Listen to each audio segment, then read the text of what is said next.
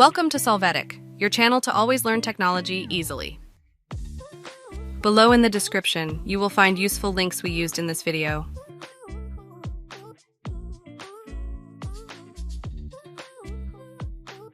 Today in Solvetic, we will see how to fix Discord microphone cutting out. Open the Discord app. When you do, click on User Settings. You will go to the section Voice and Video. There, under Input Device, select the microphone you use. Then, adjust the input volume slider to have the ideal volume. Then, disable the switch, automatically determine input sensitivity. Using the slider, determine a minimum sensitivity level.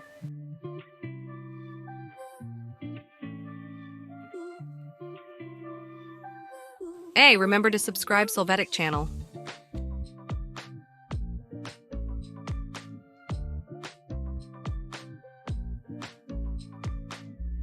We hope it has been helpful for you. Here are links to watch more videos of your interest and subscribe to the Solvetic channel. Thank you.